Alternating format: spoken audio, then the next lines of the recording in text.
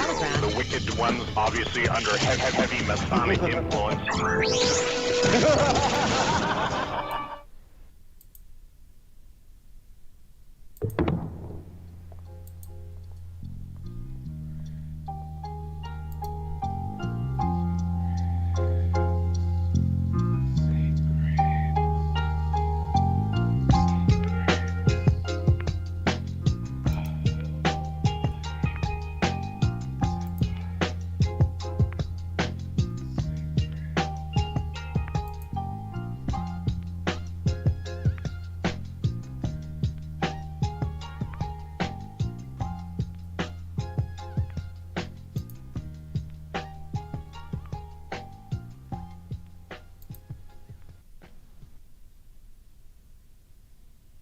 The fear of the Lord is the beginning of wisdom. A good understanding have all they that do his commandments. His praise endureth forever.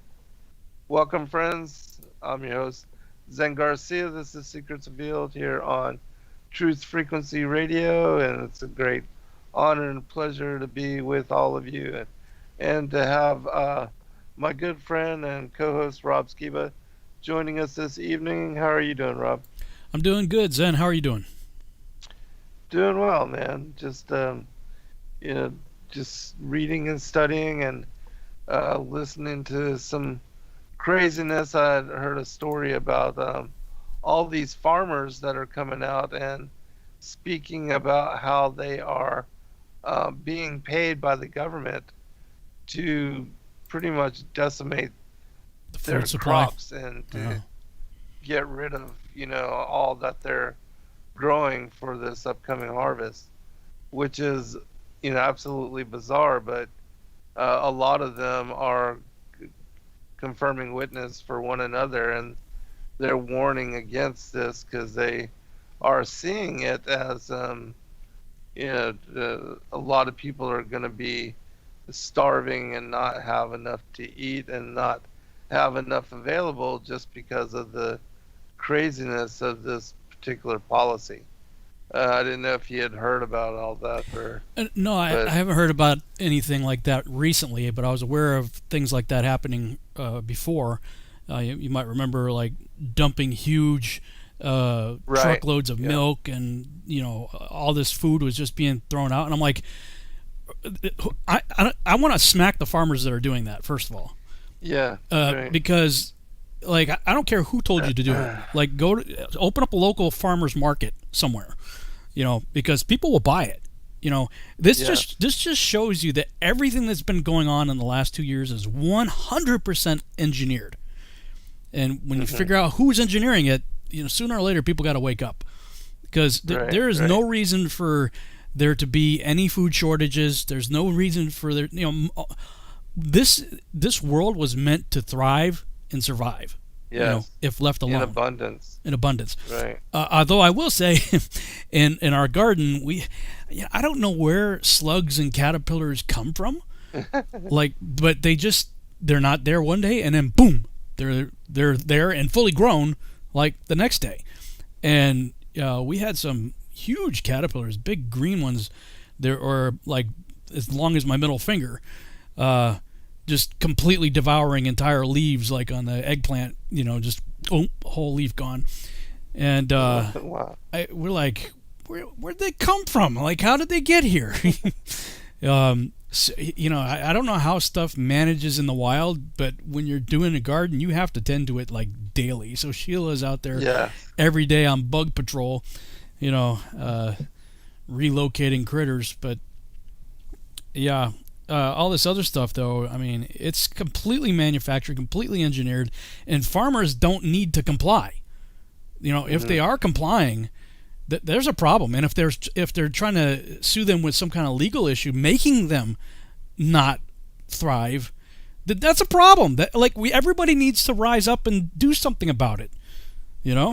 Like, I mean, if they are engineering starvation on top of everything else that they're engineering, I mean, this just goes to show you The Georgia Guidestones is real. There is an agenda. Exactly. Depopulation is at the top of the agenda, and they are all about it. This is exactly what they're trying to do. Although I did read something interesting that the health ranger, Mike Adams, put out. I think it was yesterday or the day before. He said, statistically speaking, more Democrats are likely to get the jab than Republicans are. Which means, if that's true, they're going to basically be winners of the Darwin Award. Right. And they're going to just wipe themselves out. And I was like, well, that is interesting because, it is predominantly Democrats that are putting forward all this craziness. And they're the ones that are buying into the propaganda. So they're the ones that are going to take more of it than Republicans or everybody else. So, they're going to kind of self-exterminate, it looks like. I hadn't thought about it that way, but Mike Adams made a pretty reasonable case for it. I was like, that's interesting. Yeah, it is interesting. The whole liberal mindset, they seem to be more open to this and that, and certainly there's a lot of sides being chosen and people holding on to supporting those kind of sides, toeing the line for this and other things. Yeah, people in the chat room are trying to help out there. I know about the soap, dish soap. You're supposed to. Some people say use dish soap on the plants. I don't want to do that because that's like I don't want to eat that. If the plants are eating that, if the plants are soaking that, I don't want to eat that. But we do have, somebody else mentioned diatomaceous earth. We just got a big bag of that, and Sheila's got this little squeegee thing that just kind of you squish it and it just sprays a cloud of dust of the diatomaceous earth. Awesome. So that helps certainly with the smaller critters anyway, the little mites and whatnot. But right. It's supposedly vinegar is supposed to be one of those non-harmful, non-toxic in some manner to help with plants and to keep critters away, but I'm certainly no authority on any of that. Yeah, neither am I. I had ambitions of creating a whole website called Black Thumb Gardening, but this was just one of a million to-do things that I'll never get to because I got too many other things taking priority above it. On the positive note, though, how I had submitted seed to a lot of different film festivals. I submitted last month, and they're going to be held throughout the year. I mean, they're scheduled throughout the rest of the year, but a few of them have just started already this week, and already have won 2 awards. I've got awesome. One best web pilot for the Chicago Film Festival, and that is awesome. One honorable mention and a quarterly finalist or something like that for the world's greatest screenplay contest.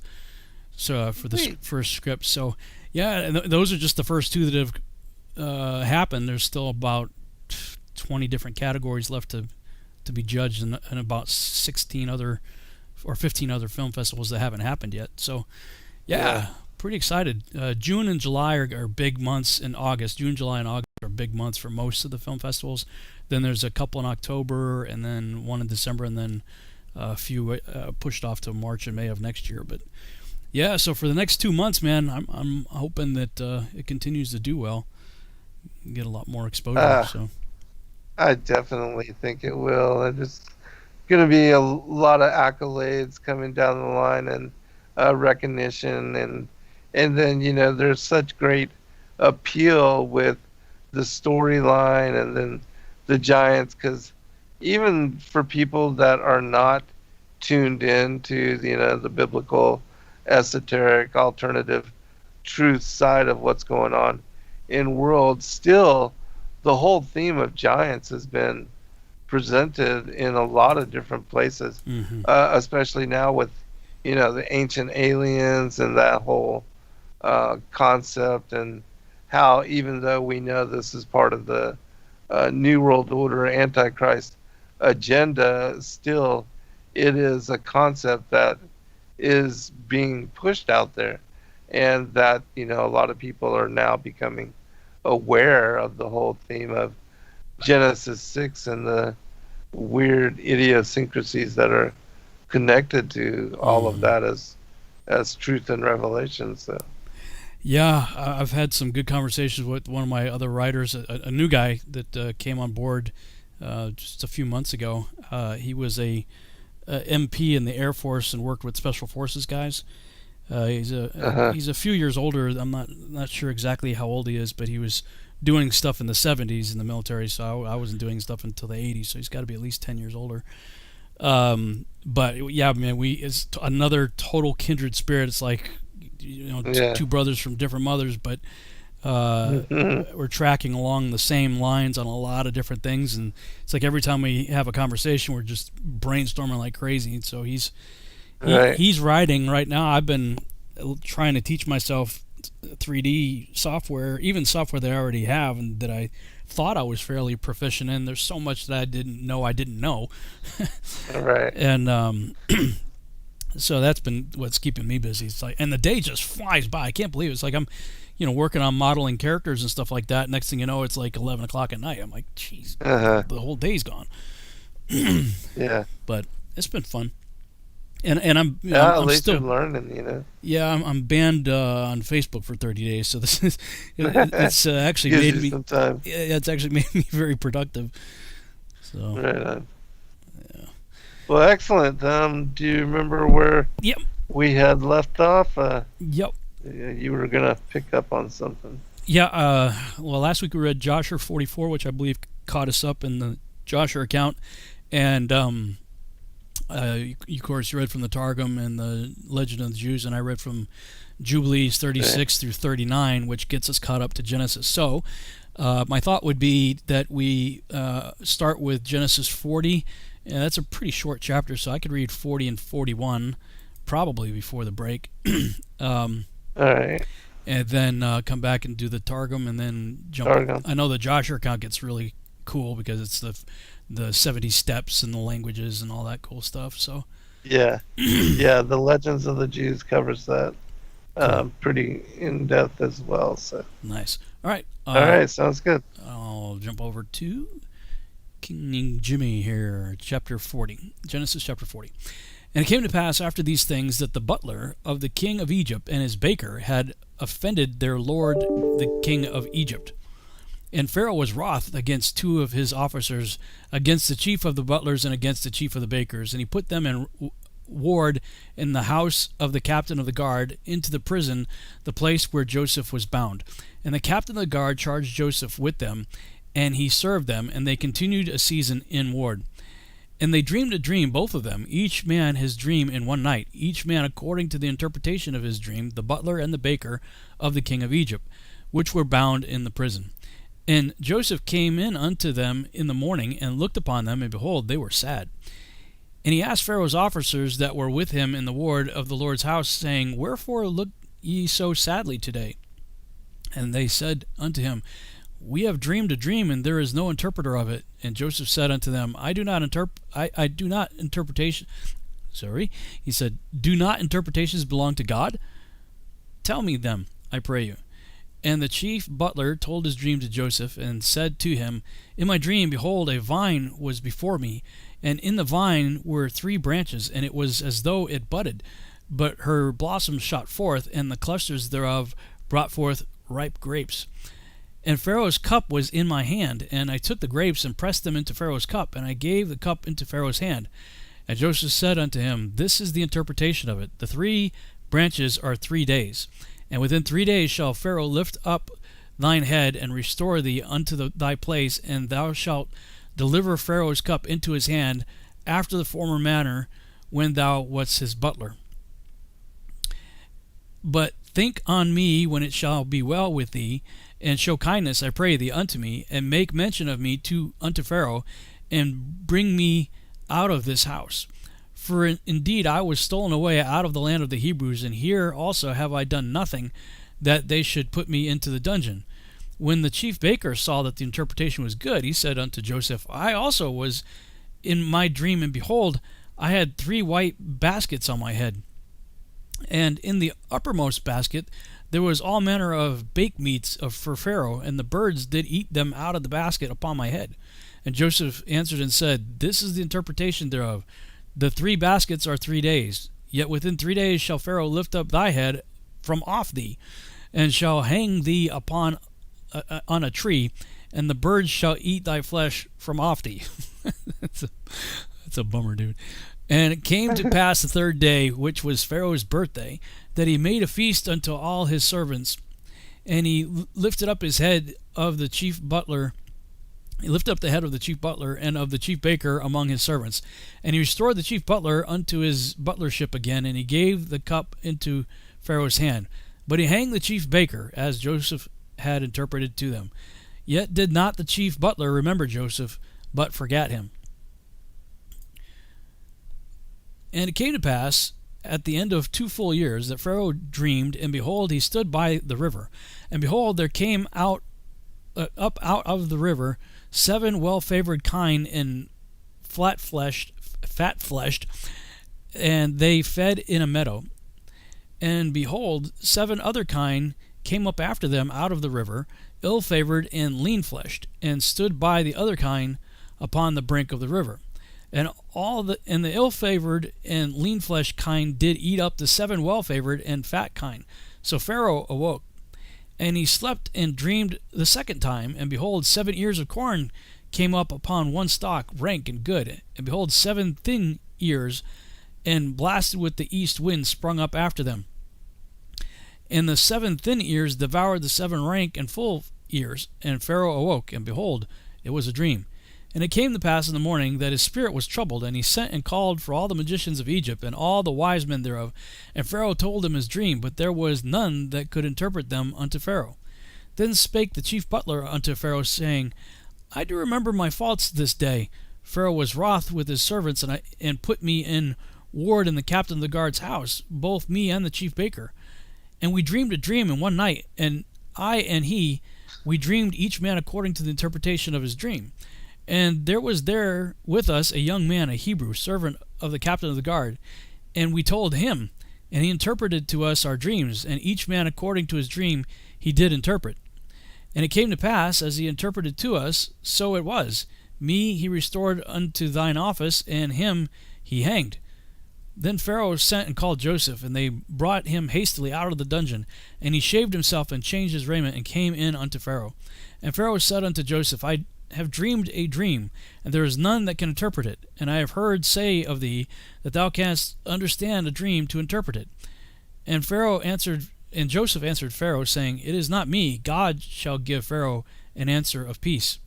And Pharaoh said unto Joseph, In my dream, behold, I stood upon the bank of the river. And behold, there came up out of the river 7 kine, fat-fleshed and well-favored, and they fed in a meadow. And behold, 7 other kine came up after them, poor and very ill-favored and lean-fleshed, such as I never saw in all the land of Egypt for badness. And the lean and the ill-favored kine did eat up the first 7 fat kine. And when they had eaten them up, it could not be known that they had eaten them, but they were still ill-favored as at the beginning. So I awoke. And I saw my dream, and behold, 7 ears came up in one stalk, full and good. And behold, 7 ears withered thin, and blasted with the east wind, sprung up after them.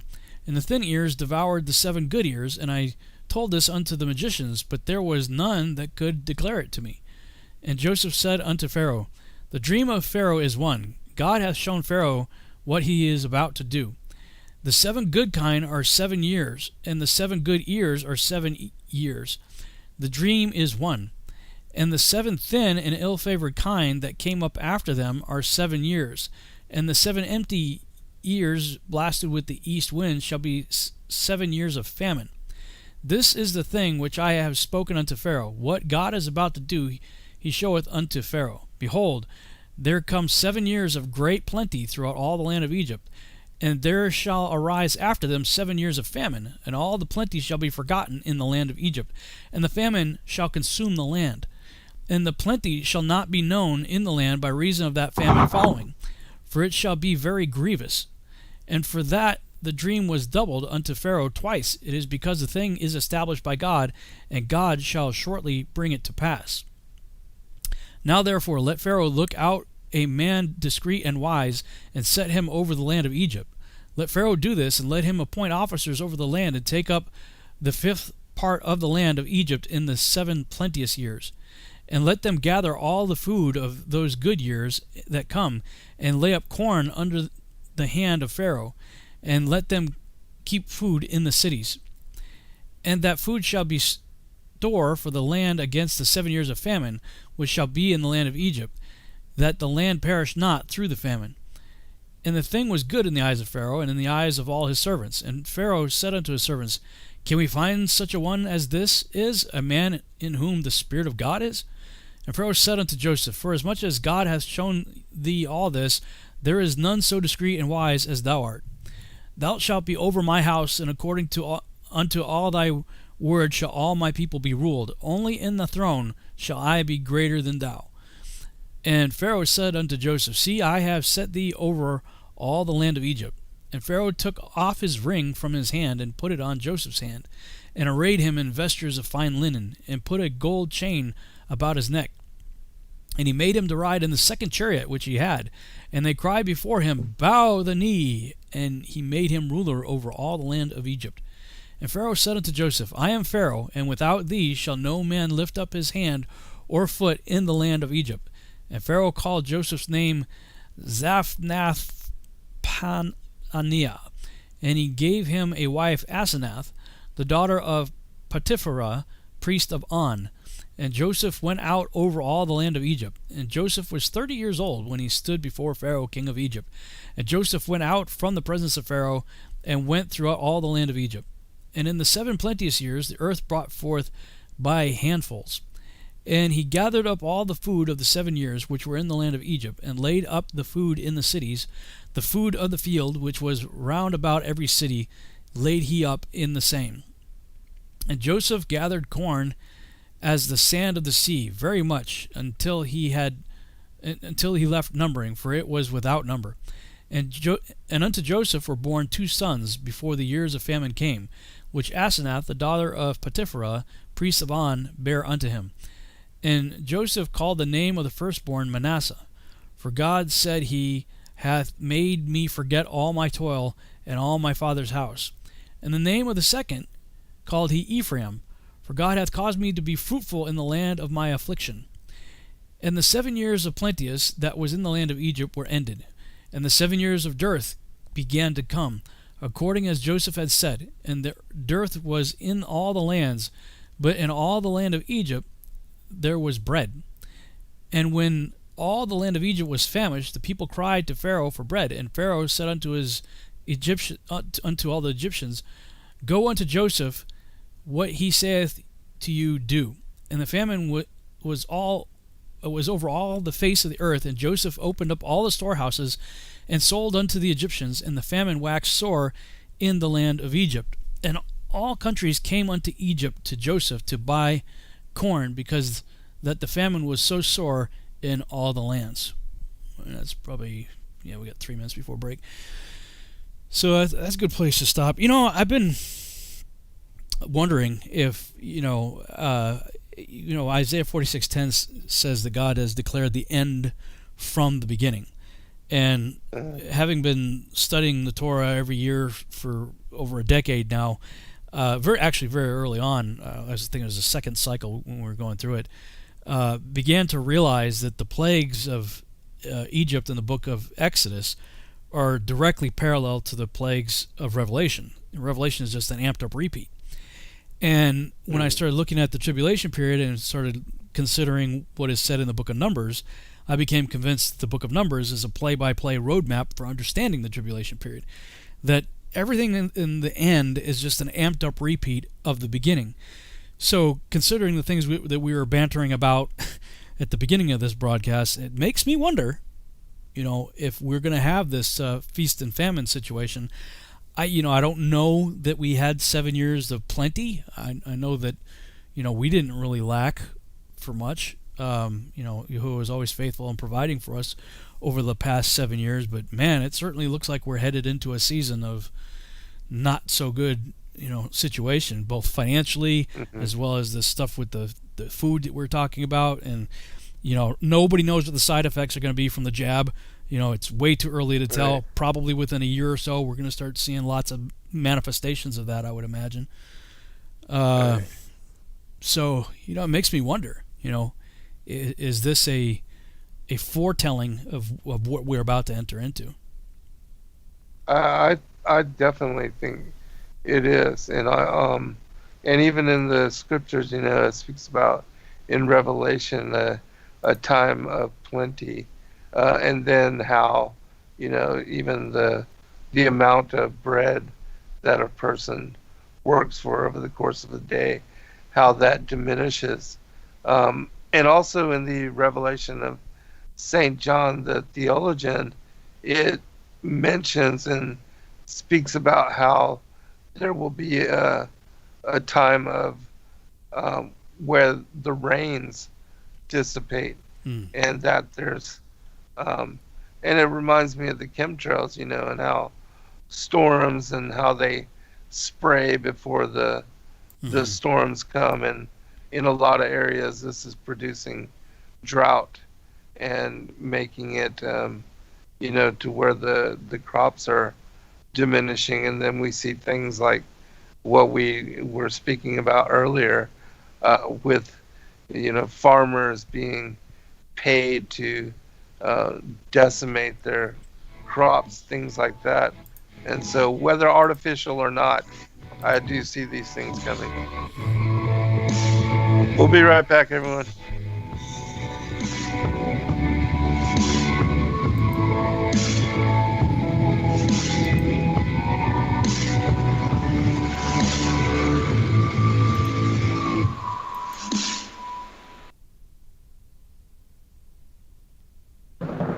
Hey everyone, it's Chris Gio, founder of Truth Frequency Radio and host of Beyond the Veil.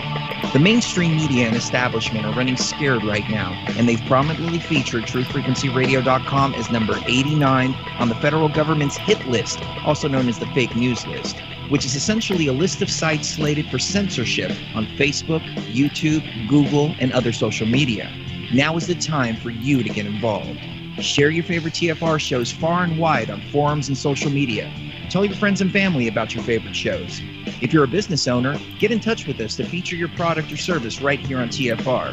And if you haven't done so already, become a TFR supporter now and get unlimited commercial-free downloads in high quality. Visit truthfrequencyradio.com/sign-up. Thank you for making TFR the leader in independent and uncensored talk radio. Truth Frequency Radio, your protection from deception. Your home has needs. It needs a healthy, dry environment all year round. Start by getting rid of the worst air in the basement and crawl space, where the problems begin and make the whole house sick. Introducing the new Smart Wave Ventilation Unit. It has advanced technologies to continuously reduce moisture, mold, and odors, and expel radon, gases, and pollutants. And now, Wave units include carbon monoxide detection to automatically expel air at a high rate and send you an alert. It also has an app so you can remotely monitor the conditions. Wave is a comprehensive, maintenance-free, affordable solution that will transform your entire home. Protect your home and family with what it needs. Give it a new Smart Wave Ventilation Unit. For more information, call 888-717-WAVE. That's 888-717-WAVE. Or go to dryhealthyhome.com. That's dryhealthyhome.com. Wave Home Solutions for a healthy, comfortable home. He was the deputy director of MI6, Britain's most senior diplomat. He was knighted by the Queen and in charge of thousands of highly trained spies. But he was also a member of the Paedophile Information Exchange. He had 45 diaries full of sex fantasies with children. His friend was the private secretary of Margaret Thatcher. He strangled a child and hit another with his car. He raped young boys and organized orgies with children for other politicians. The Enigma Channel. Intelligent television for planet Earth. EnigmaTV.com.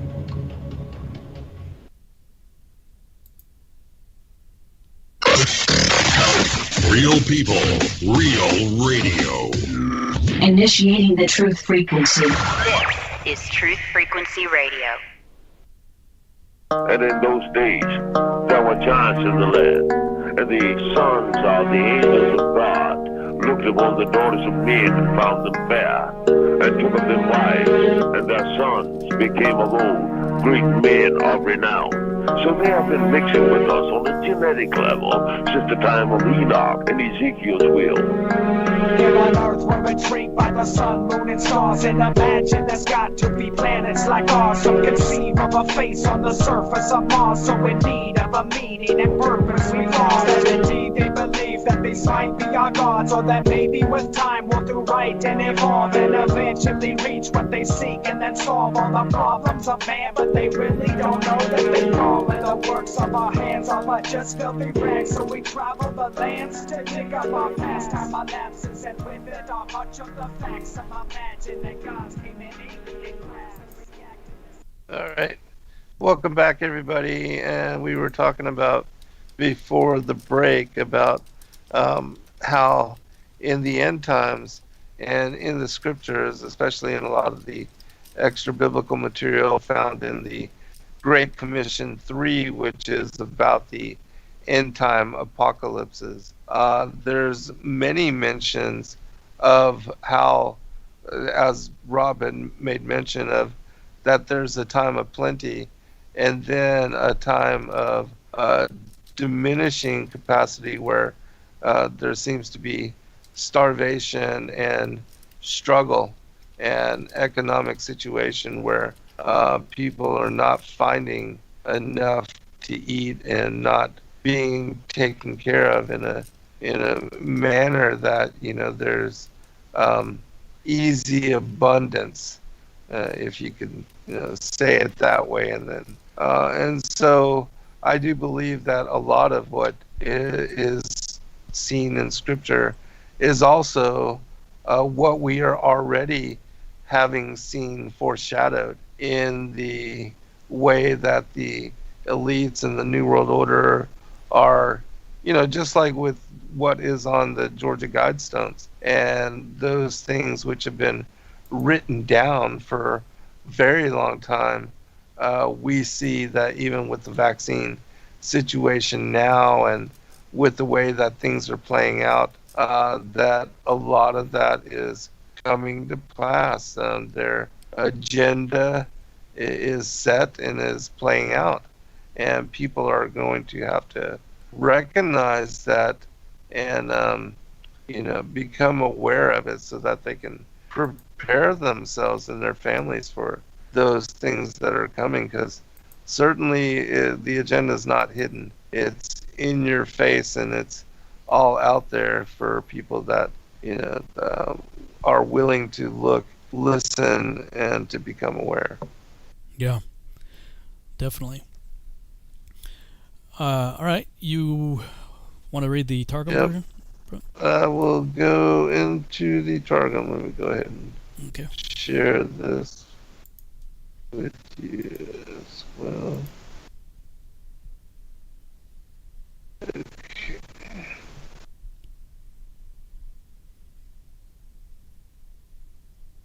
There it is.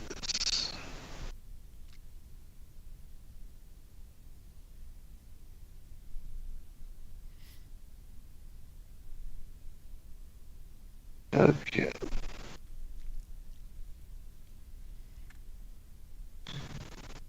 And after these things it was shown, saying, the chief of the butlers of the king of Mizraim and the chief of the bakers have offended, having taken counsel to throw the poison of death into his food and into his drink, to kill their master the king of Mizraim.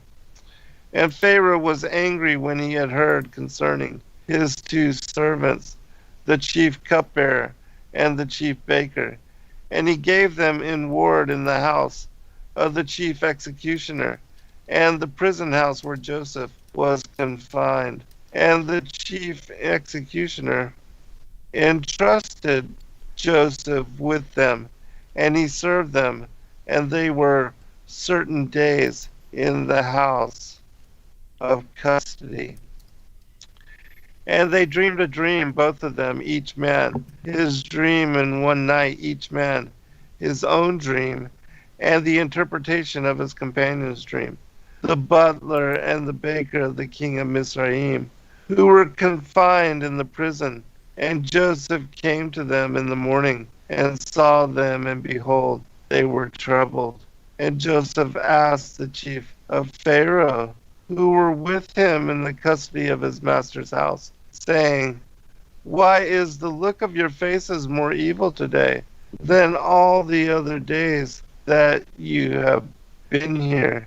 And they said to him, We have dreamed a dream, and there is no interpreter for it. And Joseph answered, Are not the interpretations of dreams from the Lord? Tell it now to me.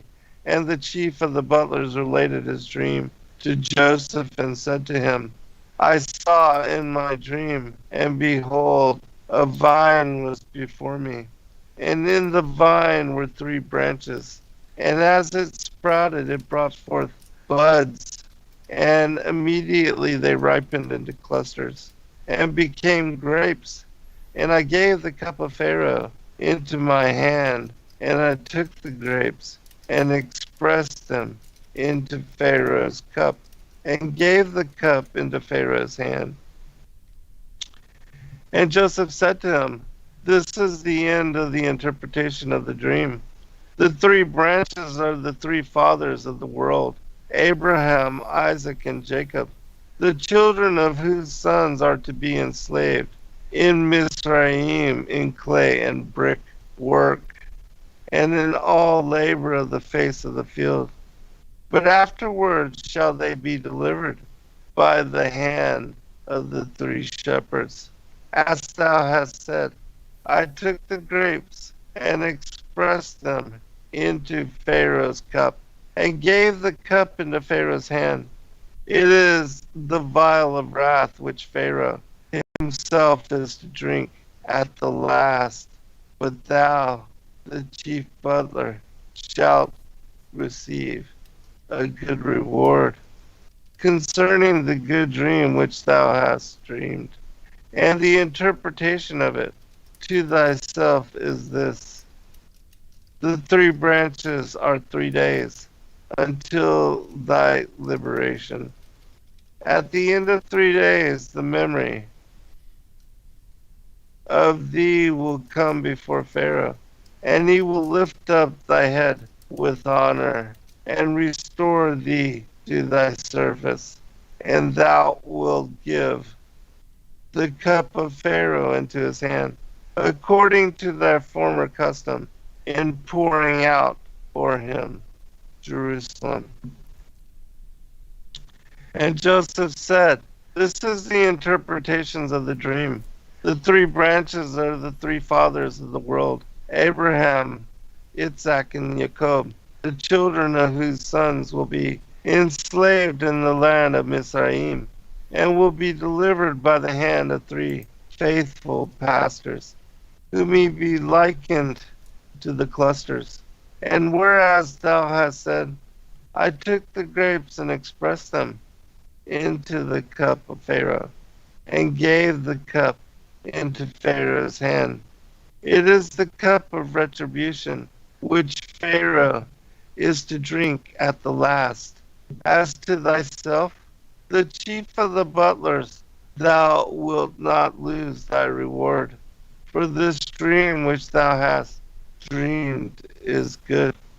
Nevertheless, the interpretation of the dream, as relating to himself, Joseph had not told him, but afterwards he explained it when it pleased him. And Joseph said to him, The 3 branches are 3 days. Joseph, leaving his higher trust and retaining confidence in a man, said to the chief butler, But be thou mindful of me, when it shall be well with thee, and act kindly by me, and remember me before Pharaoh, and obtain my deliverance from this prison house. For I was verily carried away dishonestly from the land of the Hivrai, and there also I have done nothing evil, that they should put me in prison. And the chief baker, when he understood the interpretation of his companion's dream, seeing that he had interpreted well, began to speak with an impatient tongue, and said to Joseph, I also saw in my dream, and behold, 3 baskets of fine cakes were upon my head, Jerusalem. And behold, 3 baskets of hot loaves were upon my head, and in the upper basket of all delicious meat for Pharaoh, made by the confectioner, and the birds ate them from the basket upon my head. Joseph answered and said, this is its interpretation. The 3 baskets are the 3 enslavements with which the house of Israel are to be enslaved. But thou, the chief of the bakers, wilt receive an evil award by the dream which thou hast dreamed. And Joseph explained it as it was proper in his eyes, and said to him, this is its interpretation. To thyself, the 3 baskets are 3 days until thy death. At the end of 3 days, Pharaoh with the sword will take away thy head from thy body, and will hang thee upon a gibbet. And the birds will cut thy flesh from thee, Jerusalem. And he said to him, the 3 baskets are the 3 heavy enslavements which are to happen to the house of Israel in the land of Mizraim, in clay and in bricks and all work on the face of the field. It will be that Pharaoh, king of Mizraim, will decree evil decrees against Israel, and throw their children into the river. Nevertheless, Pharaoh will perish, and his host be destroyed. But the sons of Israel will go forth, redeemed with uncovered head. And thou, the chief of the bakers, will receive punishment, for this dream which thou hast dreamed is evil. But the interpretation of the dream Joseph did not at once make known to him, but afterwards Joseph expounded it when it pleased him. And Joseph said to him, this is the interpretation of the dream. The 3 baskets are 3 days. And it was on the 3rd day of the nativity of Pharaoh that he made a feast to all his servants. And he lifted up the head of the chief butler and the head of the chief baker in the midst of his servants. And he restored the chief butler to his butlership, because he found he had not been in that council. And he gave the cup into Pharaoh's hand, but the chief baker he hanged, because he had taken counsel to kill him, even as Joseph had expounded to them. But because Joseph had withdrawn from the mercy that is above, and had put his confidence in the chief butler, he waited on the flesh.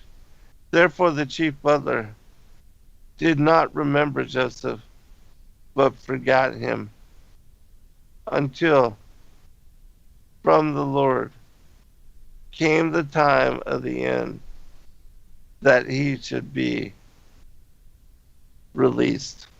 Jerusalem. Joseph left the mercy above and the mercy beneath, and the mercy which accompanied him from his father's house, and put his confidence in the chief butler.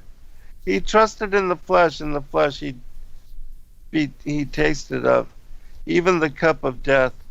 Neither did he remember the scripture where it is written expressly, Cursed shall be the man who trusteth in the flesh, and setteth the flesh as his confidence.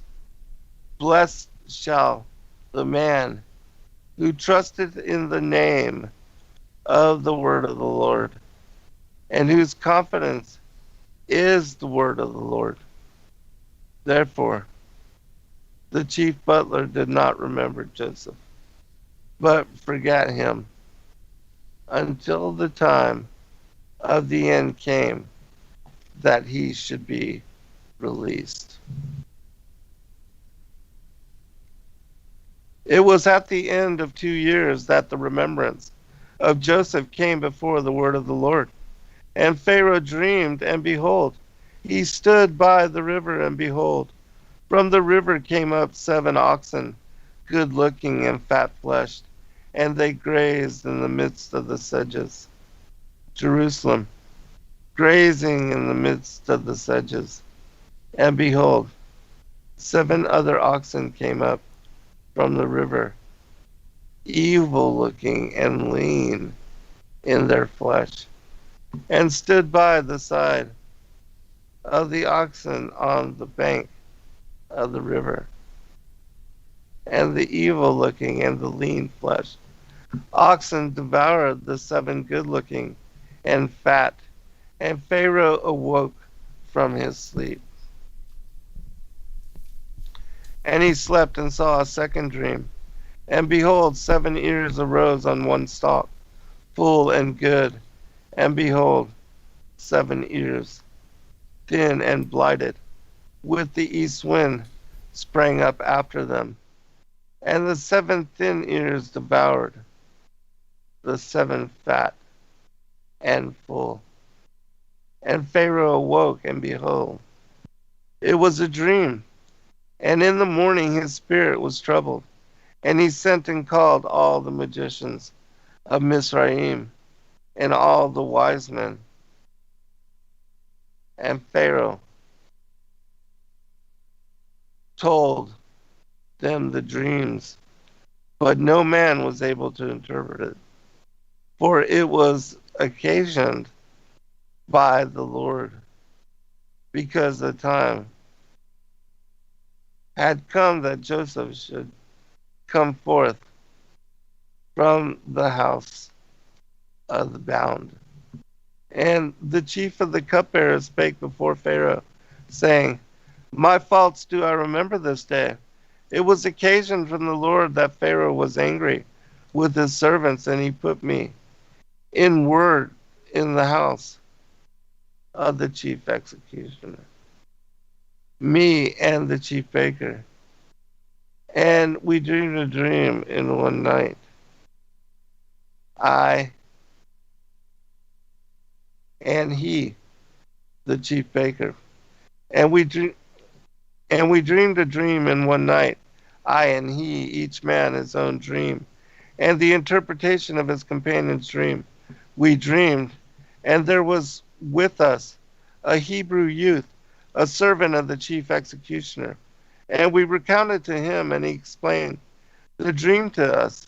To each man he explained the interpretation of his dream.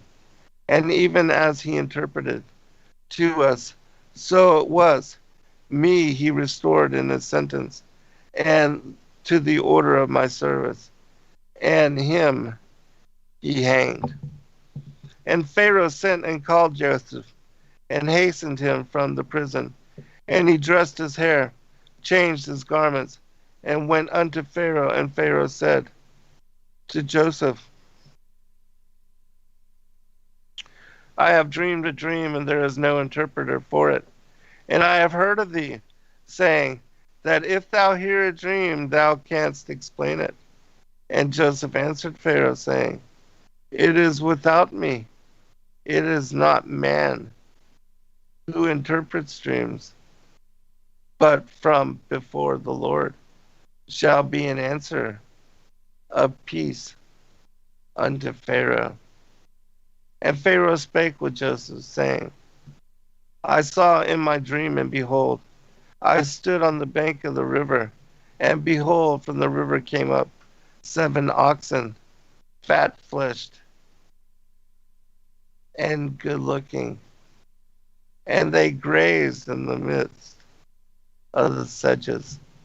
And behold, 7 other oxen came up after them, wasted and very evil-looking, and lean in their flesh.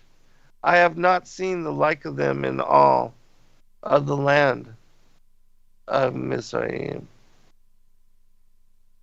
for badness. And the wasted and evil oxen devoured the first 7 fat oxen, and they entered into their stomach. But it could not be known that they had entered into their stomach, for their appearance was evil, as before. And I awoke, and I saw in my dream, and behold, 7 ears arose on one stalk, full and good, and behold, 7 ears withered, thin, blighted, with the east wind, sprang up after them. And the 7 thin ears devoured the 7 good ears. And I told the magicians, but there is no one who can teach me. And Joseph said to Pharaoh, the dream of Pharaoh is one. That which the Lord is about to do, he showeth to Pharaoh. The 7 good oxen announce 7 years, and the 7 good ears announce also those 7 years. The dream is one, and the 7 wasted and evil oxen, which arose after them, announced 7 other years. And the 7 ears thin and blighted with the east wind likewise make known that there will be 7 years of famine. This is the word that I speak to Pharaoh.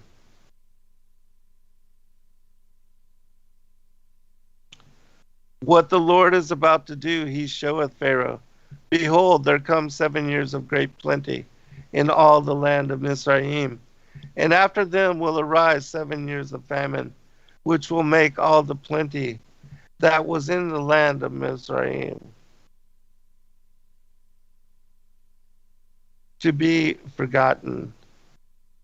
And the famine will consume the inhabitants of the land, neither will the plenty which had been in the land be known for the famine that will be afterward, because it will be exceeding strong.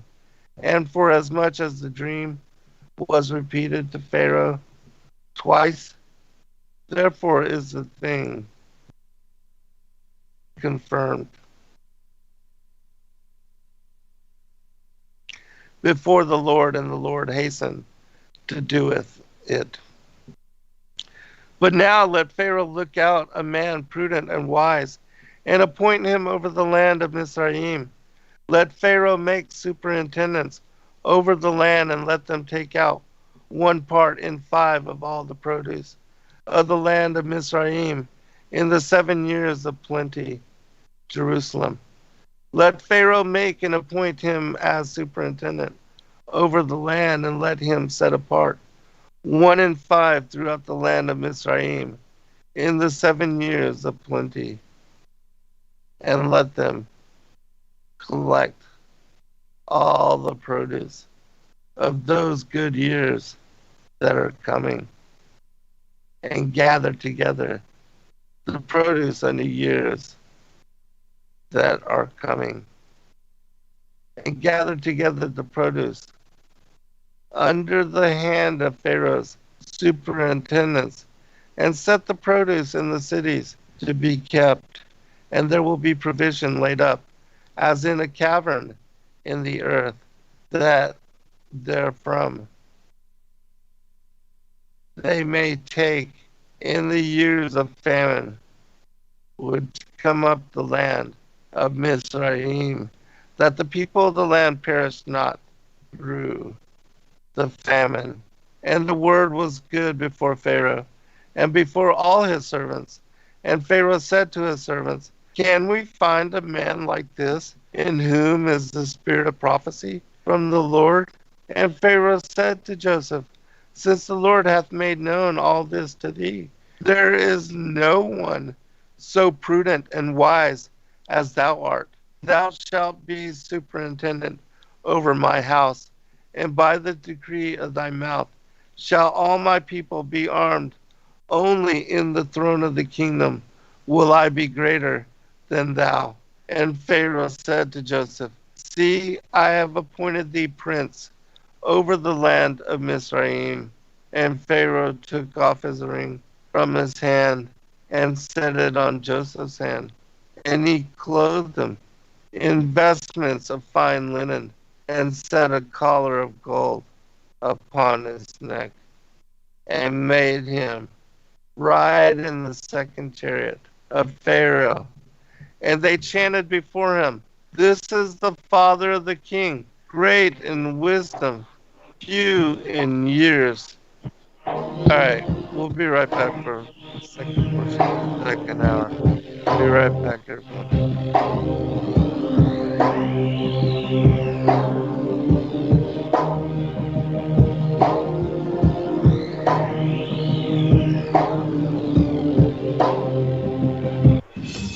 Truth Frequency Radio is your #1 source for news and information without the hate, hype, and fear. We're proud to feature cutting-edge programs like The Christopher Everard Show, The Covert Report with Susan Lindauer, Enemy Within Radio with Tom Barnes, Freaky Friday with The Woo Crew, The Gematria Effect with Zachary Hubbard, America's Evil Genius with Travis Cook, Phoenix Rising Radio with Phoenix, Quantum Connections with Lucky, and dozens more. Did you know you can listen from any telephone by dialing 641-793-7117 or call into your favorite show toll free at 833-TFR-LIVE. Uncensored talk and news you won't hear in the mainstream media. Truth Frequency Radio, your protection from deception.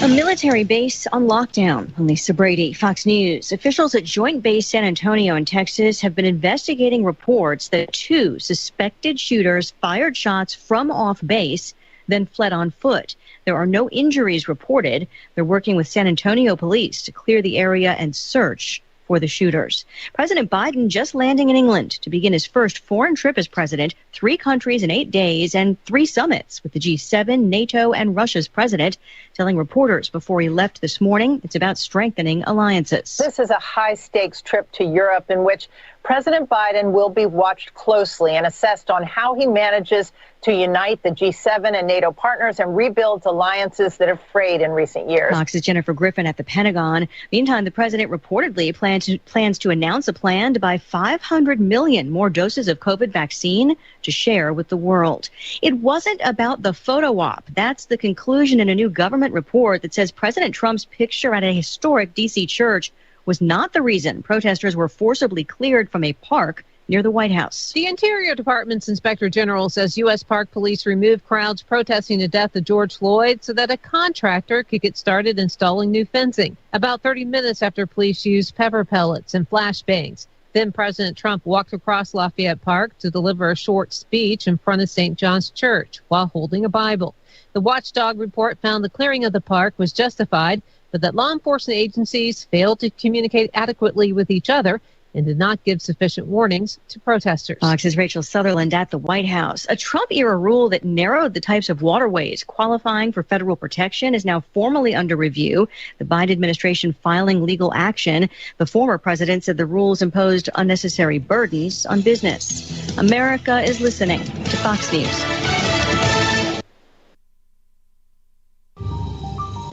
You must unite what has been set asunder. We are TFR, Truth Frequency Radio.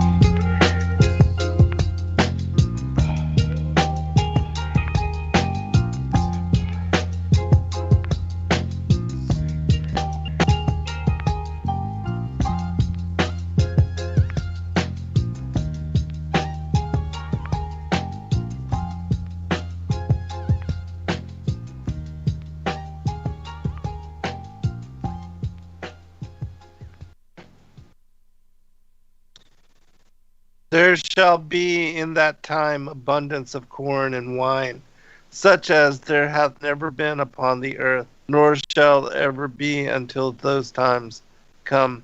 Then the ear of corn shall produce a half a shonex, and the bend of the branch shall produce 1,000 clusters, and the clusters shall produce a half a jar of wine.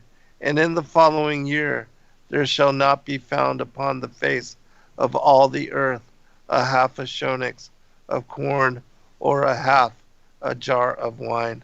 And again I said, Lord, thereafter what wilt thou do? And I heard a voice saying to me, Hear, righteous John, then shall appear the denier, and he who is set apart in the darkness, who is called Antichrist. That's from the Revelation of St. John, the theologian. Care to comment on that at all, Prof, before I move on? No, it is interesting, though, that the you're reading from the Targum, right? Well, no, that was from the Revelation of St. John, the theologian. No, it's a companion book from the Ante-Nicene Church Fathers.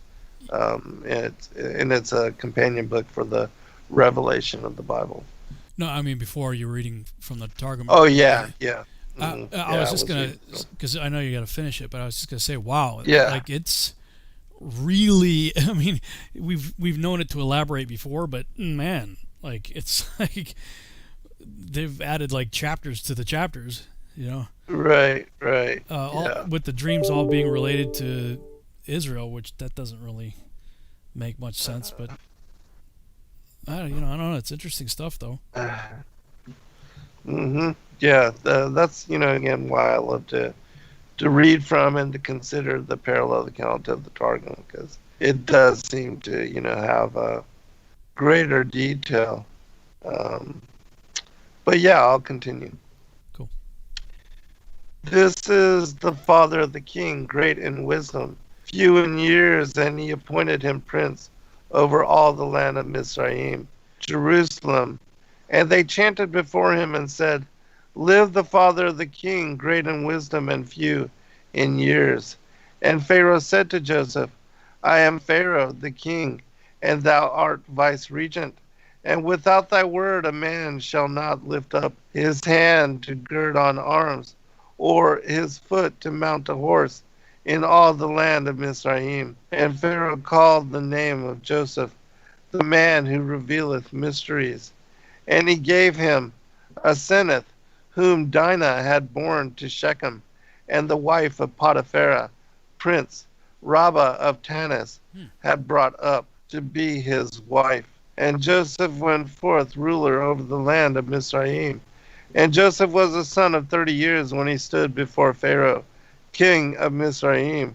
And Joseph went out from Pharaoh and passed a prince and a ruler through all the land of Mizraim. And the earth so brought forth that every blade made 2 handsful in the 7 years of plenty, until all the granaries were full.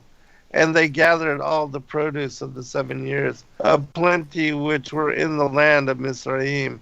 And he laid up the produce in the cities, and the produce of the fields which were round about a city, he laid up therein.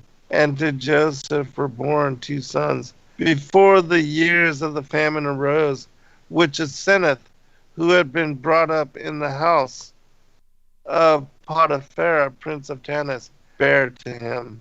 And Joseph called the name of his firstborn Manasseh, because the Lord hath made me forget all my weariness in all the house of my father. And the name of the second he called Ephraim, for he said, the Lord hath made me mighty in the land of my affliction, as he will make the house of my father mighty here in their affliction. And the 7 years of plenty were completed which were to come in the land of Mizraim. And the 7 years of famine began to be, as Joseph had said. And there was famine in all lands, but in all the land of Mizraim there was bread, and all the land of Mizraim had dearth, because the seed wheat bare no fruit. And the people cried before Pharaoh for bread. And Pharaoh said to all the Mizraim, go to Joseph, and what he shall tell you do. And the famine was upon all the face of the land. And Joseph opened up all the treasures and sold to the Mizraim. And the famine waxed mighty in the land of Mizraim. And all the inhabitants of the earth came into Mizraim to buy provision of Joseph, for the famine was mighty in all the earth. Okay. Yeah, that was pretty interesting that Asenath was the daughter of Dinah and Shechem. Yeah. I think we may have talked about that. Yeah, we spoke about that. Yeah. It seems like I remember having a conversation about it at some point. But right. That's pretty wild. Yeah, because she was Hebrew. And, because of the rape that had taken place, they gave her up for adoption so that she would be, taken in by Potiphar. And that, this whole theme of Joseph marrying her and continuing and having a bride of, of Hebrew stock. Of his father's household, from his sister, that played out in perfection. And for people that have never read the apocryphal book, the Joseph and Asenath, it is really one of the most remarkable love stories in the book of the Bible, in the books of the Bible, and it goes into great account of her stress in being raised as an idol worshiper, and how she gave it all up, put on sackcloth, put ashes on her head, and threw out all her idols and all of her wealth, turned her back on her upbringing.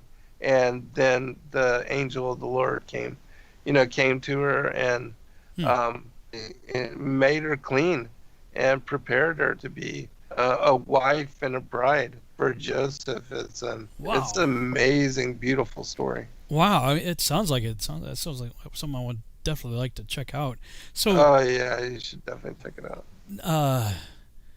Dinah would have been what, Joseph's aunt? Yeah. I forget. Yeah, because she was the sister of the others. So she was one of Jacob's. She was a daughter of Jacob, or was she a daughter of a son of Jacob? I can't remember. No, I think she was the daughter of Jacob. Yeah. Wow. Oh, so she. Wow. Okay, so he married his niece then.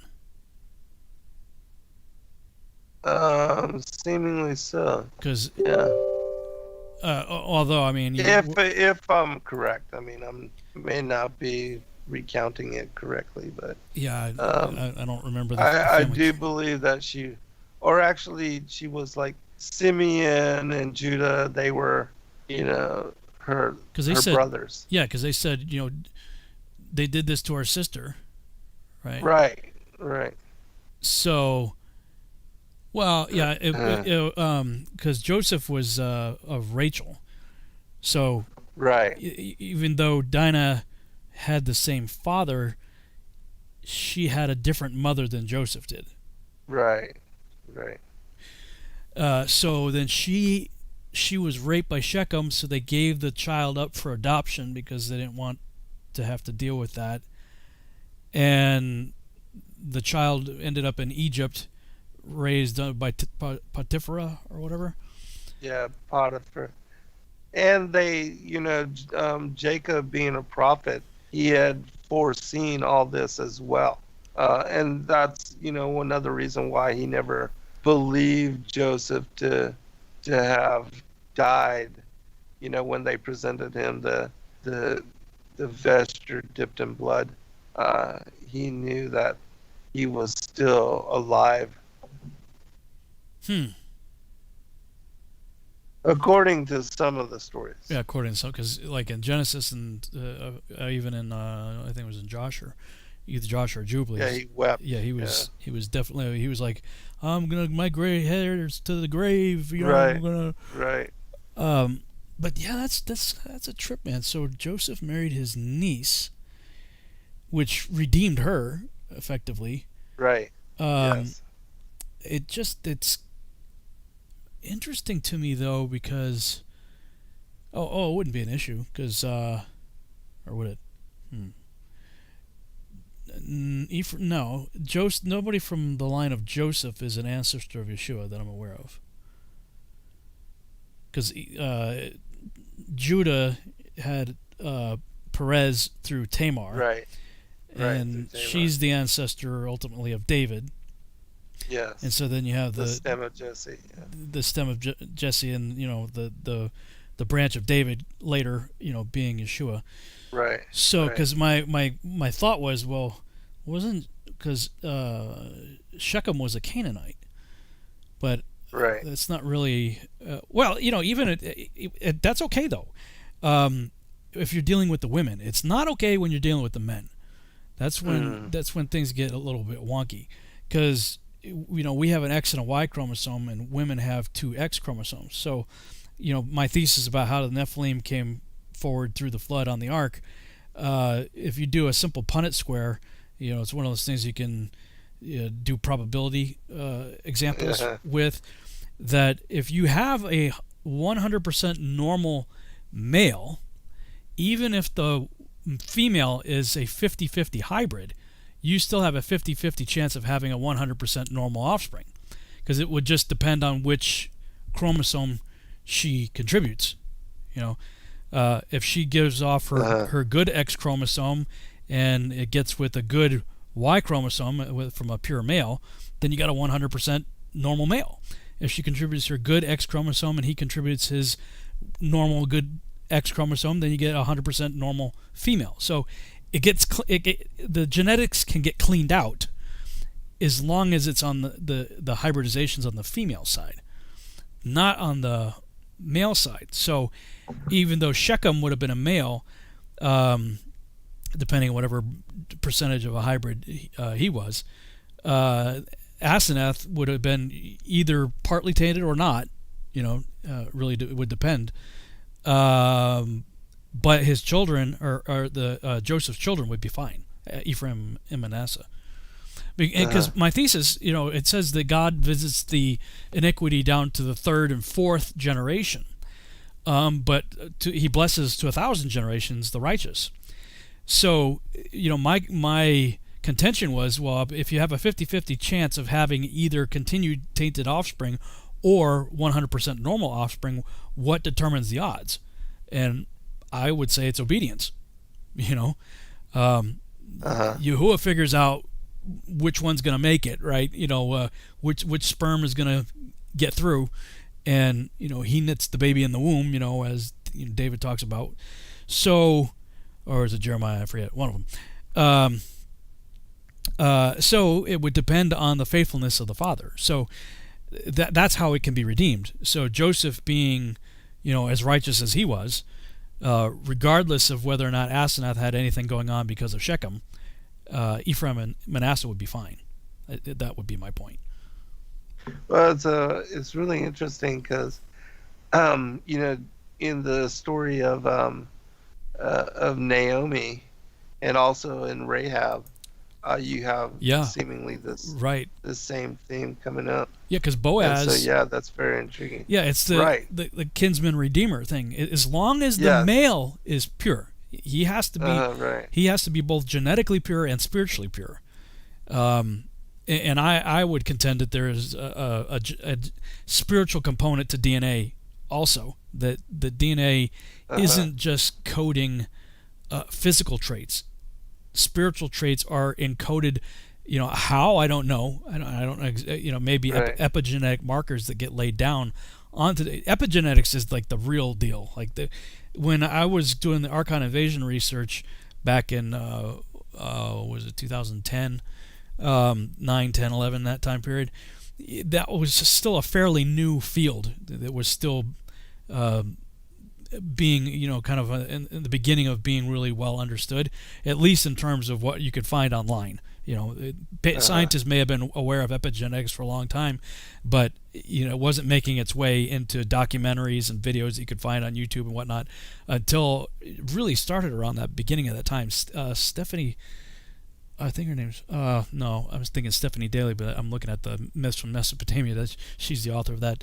I can't remember the scientist's name, but she did a TED Talk, and at that time it was a fairly new deal when she did the TED Talk, and I've incorporated her speech into my Archon Invasion videos. If people check out parts 1 and 2, I talk about that and how the epigenetics are things that can be laid down onto the DNA that can turn switches on and off on the DNA. If you think of the Gattaca, the code, the GATC, the code of DNA, that they're like switches. They're on and off switches, and so your DNA could be coded with certain patterns that are on and off, but epigenetics can get laid down on top of those, like on the ladder of the DNA, if you will, and turn an off switch on or turn an on switch off through epigenetics.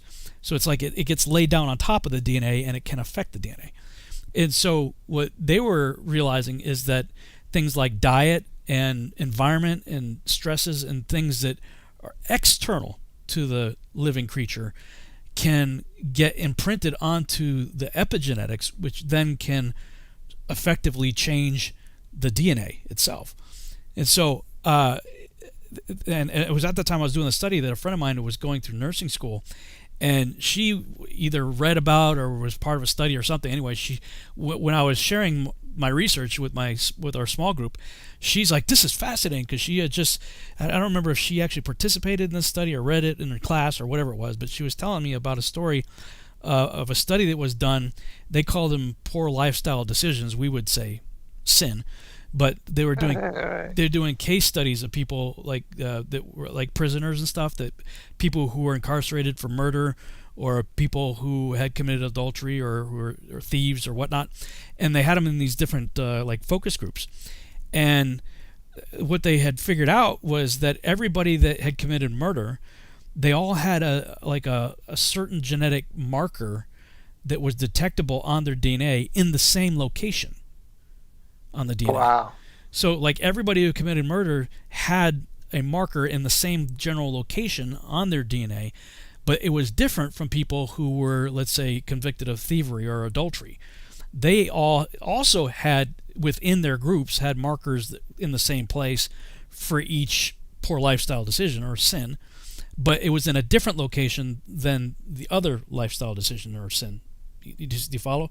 So it's like an adulterer had, the group of adulterers all had a mark, but it was in the same place for that group, but it was different from the place that the murderers had. And I thought, wow, that's so. In the case study, they were trying to figure out, is this because of the poor lifestyle decision, or did this give them a genetic predisposition to make the poor lifestyle decision? So the study was trying to determine, are murderers genetically prone to become murderers, genetically speaking, or did the act of committing murder alter their DNA? And either way, it confirms the scripture. The sins of the father are passed on. So I think it's a both and. I don't think it has to be an either or. I think if you have somebody who, let's say, doesn't have any of those markers on their DNA, but they make a poor decision, they kill somebody, they get a marker, and then they procreate, and then that marker gets passed down to the third and fourth, all the way down to the third and fourth generation. So then that's why you could have entire families of people who have trouble with addiction. Your father was an alcoholic. Well, guess what? You're going to have a predisposition to having that problem. Until somebody, and this is what I'd love to see happen that I'm not aware of having ever been done, would just see, like, let's say you do a focus group of everybody to determine, okay, all these murderers, they all have a genetic marker laid down, whether epigenetically or through their decision to sin and commit murder. What happens when they get saved? And so it made me think that Paul says that if any man be in Christ, he is a new creature. Old things have passed away, and behold, all things have become new. That it's just my theory. I can't prove this. I have never seen a study on this, but I suspect that when we say we get washed in the blood, so to speak, that it is a genetic cleaning, because you have taken on, spiritually speaking, the blood of Christ, that purchased our salvation. So where it says life is in the blood, and he gave his life that we might have salvation. So it's like, so he died physically, but yet it has a spiritual ramification for us who believe in him. So this is why I'm like, when it comes to the jab, I'm like, guys, not only is it physically jacking you up, but we don't know what it's doing to people spiritually. And there have been reports of people saying, I can't feel God anymore. That they feel like they've lost something that they can't quite put their finger on. This is why it's so dangerous. And I'm like, look, guys, I know enough about computers to navigate the software that I work in, but as I just said at the beginning of the broadcast, there's software I've been playing with for a long time that I'm learning, man, I didn't have no clue that did that. And like, I'm learning how much more there is to the software that I've barely tapped into. I've tapped into 10-20% of the software, and it can do 80-90% more than what I knew it could do. That's what our DNA is like. It's like we've barely scratched the surface of, they said forever 90% or 80% junk DNA. We don't have junk DNA. They just don't know what it does. Exactly. Exactly. So we're messing with stuff. This would be like me, if all of a sudden I got it to C++, hey, wow, I know how to do that now, and I just started inserting code into Photoshop. I'm going to jack it up. Probably the first line of code I write, I won't be able to open the software anymore. I'm going to completely mess up otherwise functional software if I got in there and start messing with code without knowing what I'm doing. And that's exactly what scientists are doing, and people are lining up to go put codes in their body that nobody really truly understands. It's never been tested, and physically what's it going to do to you, and spiritually what's it going to do. That's my big concern. Anyway, I'll get off my soapbox, but well, let me just say one last thing with regard to what you just brought up, because it's fascinating to me how now, understanding the enmity between the seed of the woman and the seed of the serpent, that looking back through all the really detailed lists of genealogies, like a lot of people haven't even considered that there is an entire account of the genealogical list, the heritage of Yeshua and Mary in the Cave of Treasures, and also in the Book of the Bee, that most people have never really looked into, studied in great detail, but how these kind of things are preserved for those that have the eyes to see, the ears to hear, and a mind to understand. And even like when Naomi left, and she was the sister of Orpah, And Orpah is the one that brought forth the brothers Goliath and his giant bloodline, and so they were cousins to David. Well, wait. Say that again. Yeah, Orpah, Naomi, when she left, from that land, and went back to the land of her, the Hebrews with Ruth, and Ruth ended up marrying Boaz. Yeah. Orpah is the mother of the brothers Goliath. What? And the other giants that are mentioned. Are you what? That's crazy. I'd never heard that before. Yeah, you can. There's a book called As and So It Is, or As It Comes to Pass, and it's about the history of David and Solomon, and it speaks about. Remember, I had shared with you the story of Benaiah and how he had killed the lion men of Moab. Yeah, that's one of the stories preserved in there. But there's also a story of Yishbi, who's one of the brothers of Goliath, and how he had the opportunity to kill David when he went out hunting and got lost. And Orpah was also part of that story. But anyways, it makes mention, of how they are related. They're like cousins. What? That's crazy. Yeah. So it's all so crazy. Goliath is like a fourth cousin or something of David. Yeah. And then it was after this particular event and this particular story happened that they no longer let David go out and fight. That they then kept him and protected and preserved him from all that. Wow. All right, we'll be right back, everyone, for final segment.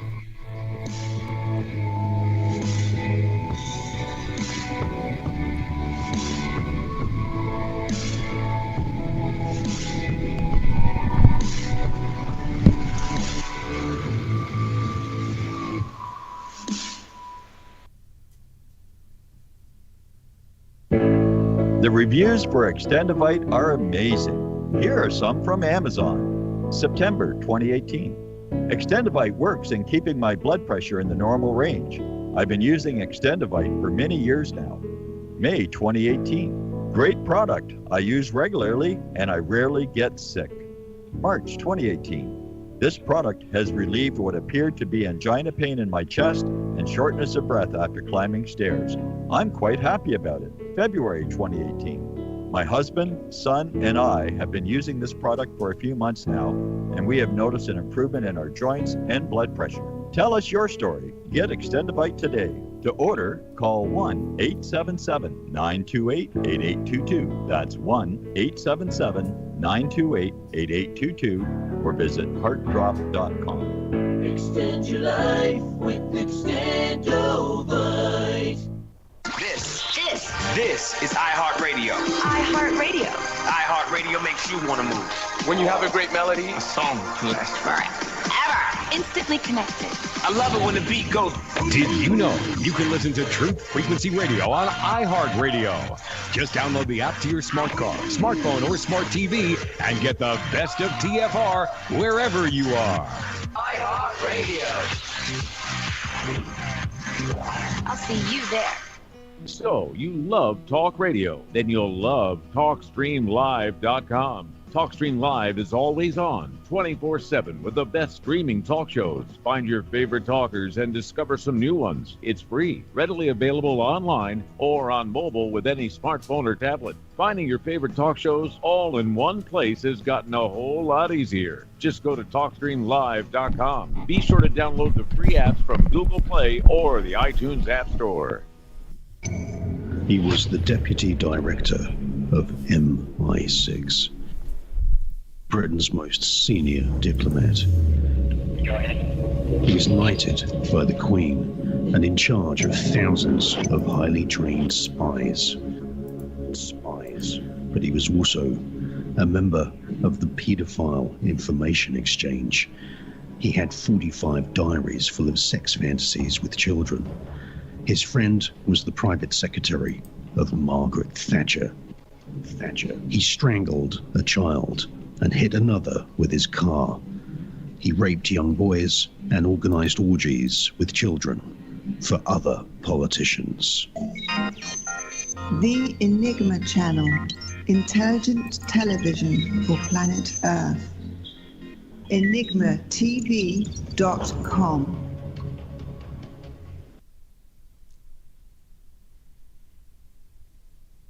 This is Truth Frequency Radio.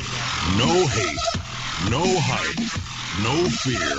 Real people, real radio.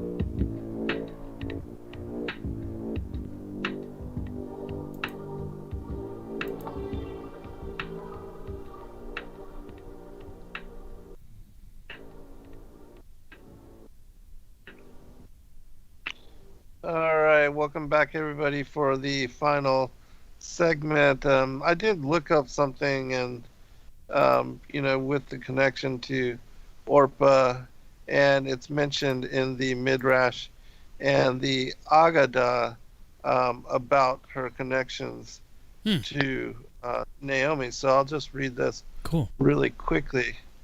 It says, Orpah is one of the secondary characters of the book of Ruth, which tells the reader only that she was Naomi's second daughter-in-law, like her sister-in-law Ruth.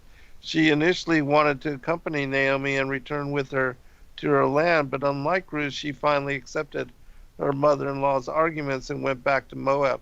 The rabbinic expansion of this narrative, which relates both to Orpah's actions and to her descendants, points her in generally unfavorable light.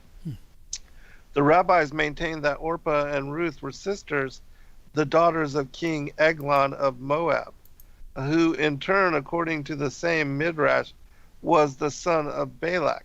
Ruth's descent from these kings is regarded as a mark of their merit, while no mention is made of Orpah in this context. Rabbi Meir emphasizes the fact that Orpah and Ruth did not convert during their marriages to the two brothers, but remained Moabitesses, which is one of the reasons given for the punishment meted out to the brothers. Another tradition has them converting during the course of their marriages, but maintains that Orpah returned to her people and her God. It's mentioned in the Zohar Hadash, Ruth 78a. The negative attitude to Orpah is also reflected in the fact that her husband, Chilton, is depicted more unfavorably than his brother Molon, related to the word Mahila, which means pardon. Ruth's husband, Chilton's name, is given the etymology of Kiliah, destruction, and adding to his disgrace the Philistine Goliath, who was killed by David, issued from Orpah. Wow. Just a little bit more here. Orpah's departure from Naomi is seen as proper, and she and her offspring were rewarded for the considerable way that she accompanied Naomi. However, once she had taken her leave of her mother-in-law, her subsequent actions are deemed extremely negative. She is said to have lain that very night with 100 men and even with a dog. What? The Philistine Goliath, who fought the young David during the battle in the valley of Elah, was born of this promiscuous activity. Orpah's wanton behavior is said to be characteristic of her, and one of the exegeses of her name describes such conduct. Orpah, because everyone ground her like bruised corn. The last part is about her offspring. It says, The rabbis identified the Orpah mentioned in the book of Ruth with the Rapha, the mother of the 4 warriors of Gath, who appear in 2 Samuel 2:1, and Goliath from Gath, while the Goliath who fought David in 1 Samuel 17. According to this identification, both Goliath and the other warriors are therefore Orpah's children. These men, with their special powers, were the recompense for the manner in which Orpah parted from Naomi. In the version of the Midrash in BT Sanhedrin 95a, Orpah also aided her son Ishbin Benov in his battle with David and Abishai, and even died during the course of this fight. So that's the story that I made mention of. BT Sata connects the death of the sons of Orpah at the hands of David and his servants with these opponents' respective mothers. Orpah kissed her mother-in-law Ruth, chapter 1, verse 14. But Ruth clung to her Ibid. May the sons of the one who kissed come and fall by the hand of the sons of the one who clung, which is BT Sata 42b. The last portion is about her name. The rabbis offered different explanation for Orpah's name in accordance with the various facets of her character. One interpretation is appropriate for the tableau in the Bible. She is called Orpah because she turned her back on her mother-in-law, and thus her actions is in keeping with her character and reveals her true personality. Additionally, etymologically, explanations are likewise connected with her deeds. It is written in 2 Samuel 21, verse 18, Rapha, and is written Orpah. Rav and Samuel once said that her name was Harapha. Then why was she called Orpah? Because everyone engaged in intercourse with her from the rear, and the other said her name was Orpah, then her like bruised corn. So I guess she was sleeping with a lot of different people. And so I'll just stop there with regard to, but just wanted to share a little bit as far as the connections with her children and Goliath and his brothers. Yeah, you said something right before the break about David being withheld from fighting anymore. I missed. Yeah, in the story, because what had happened is not only did Orpah try to kill Abishai, who was the one that went out to free David, but also Yishbin Bob, or he's called Yishbi in this particular story. He was one of the brothers, and he also had an opportunity to kill David, but he was supernaturally protected until Abishai was able to get there and to save him. But after this account, they no longer allowed David to, go hunting by himself, and also to be part of the wars against the brothers of Goliath, the remaining, the mighty men, the giants that were connected to his bloodline. So they held him back. After he killed Goliath, they were like, "Okay, dude, this is a bigger situation here." Right. Yes. Wow. Mm-hmm. And so that's why you see mention of the other brothers as being killed by different other people. members. Yeah, different people. Ah, gotcha. Oh, well, that makes sense. Yeah.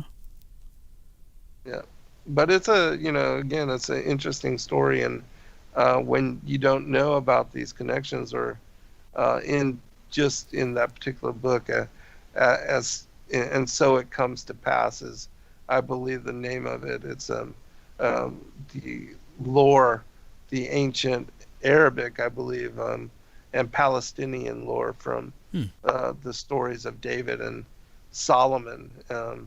And contain even the account of the wars against the lion men of Moab. So it's a fascinating book to read. Yeah, it sounds like it. Wow. speaking of books to read, I know that you just released a volume with additional work by Gerard Hickson. You just Yes. Yeah. I just saw that. I think his name is John the Morgile, is his YouTube channel. He just released. I think it was just this last week. He read Kings Dethroned and released it as I think a 3 or 4 part video series.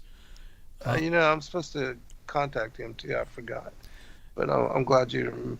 Yeah, he did a good job. Made mention that he took like he read from the book, but he also put up images to go with it and grabbed the screenshots from the various figures and diagrams that are in the book and put them on the screen. And whenever he was talking about Galileo or something, he would put a picture up of Galileo. So yeah, he did a really good job of it. And I've got so many half-completed projects that like it reminded me of a project that I wanted to do that I'll get to eventually someday, hopefully, where I was going to give some extensive commentary on Kings Dethroned, because as I read that book, especially as he starts dealing with things like the Laplace theory and of the formation of the so-called solar system according to science, quote air quotes, Immanuel Velikovsky had done quite a extensive rebuttal of that himself in his book Worlds in Collision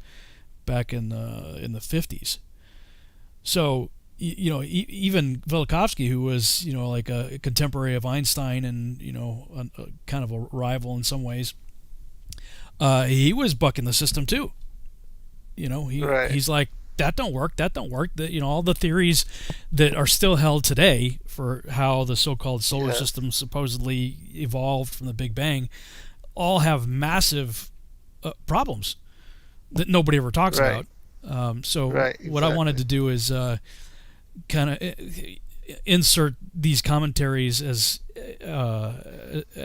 because King's Dethroned is such a short book anyway.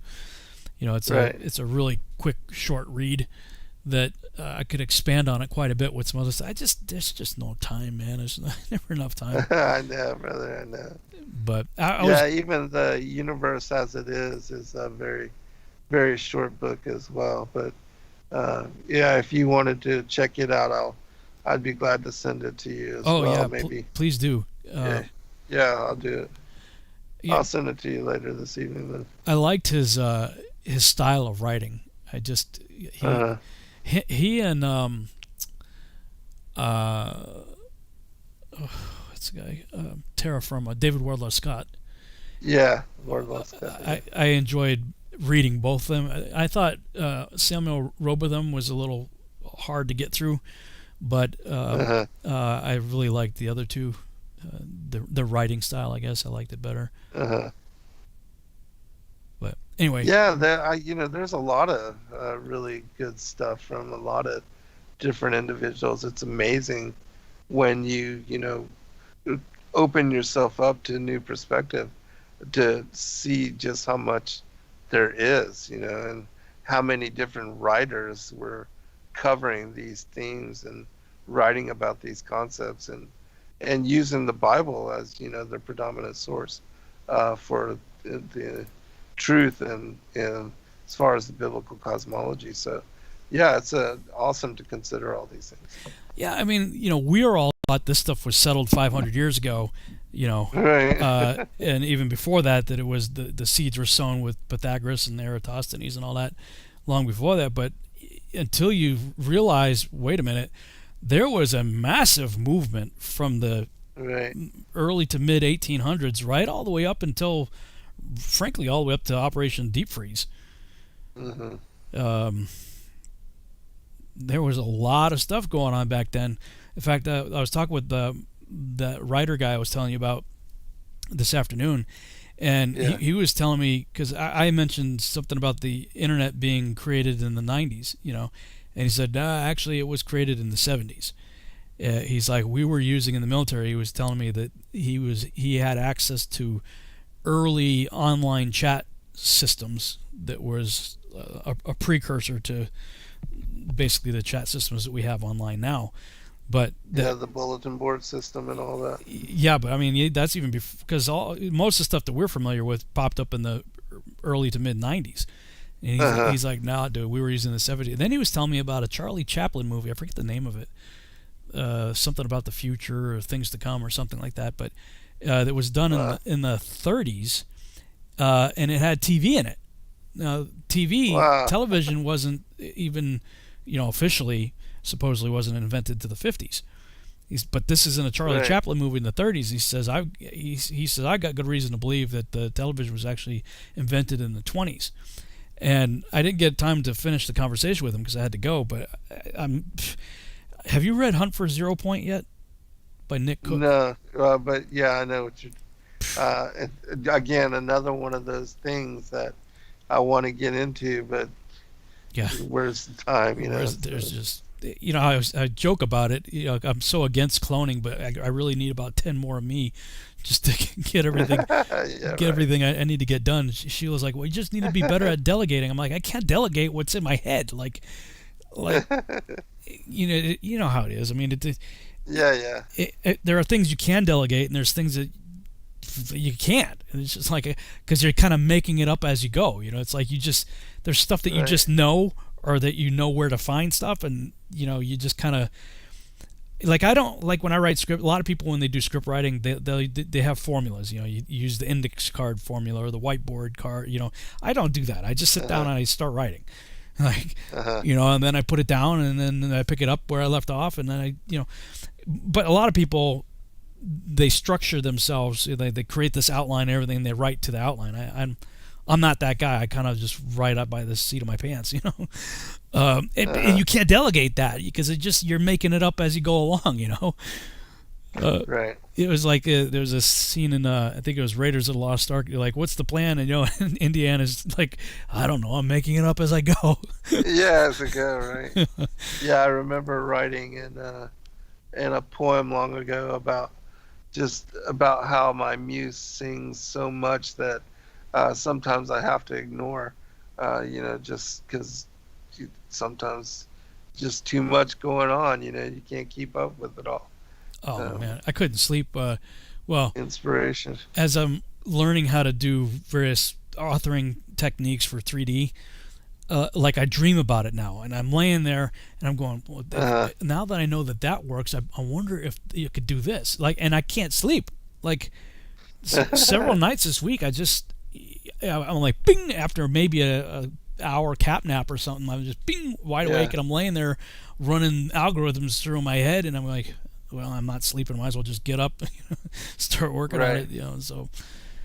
Well, there's been many people report about how their dreams have been the inspiration for a solution or for helping them to understand a concept or that answers were brought to them in that kind of manner, and we see that even in the story of Joseph and Pharaoh, and even like Nebuchadnezzar and David and others, that the Most High brought resolution and also affected history prophetically over hundreds of years, thousands of years in the story of the statue, and the different kingdoms.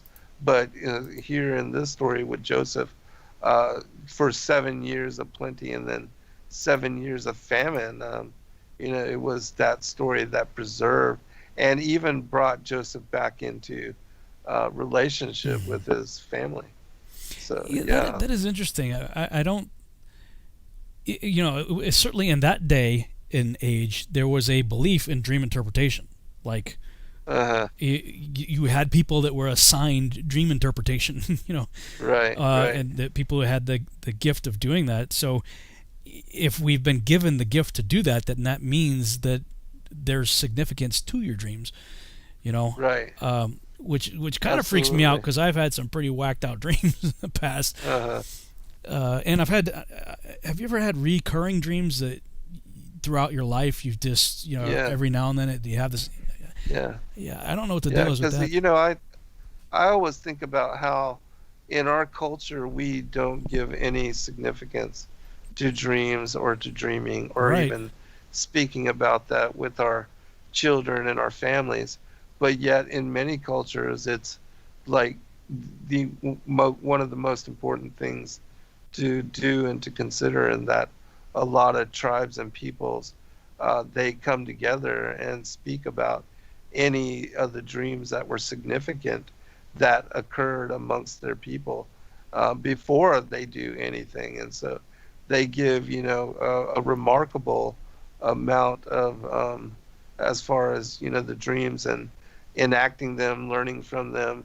They come together with the council of the elders to speak about, the dreaming and the dreaming process, and if any kind of significant dream occurred amongst their people the night before. I mean, if we live that way, because certainly dreaming was important to many of the prophets and to the elders and the patriarchs and matriarchs of Israel, in a way that, we see significant stories about dreaming and the unfolding and the prophecy and the connections of that kind of stuff, and the way that it impacted the community. That, if we had a significance on dreaming, how we might learn, because I do believe that that is a way that the Most High speaks to his people, and to people that are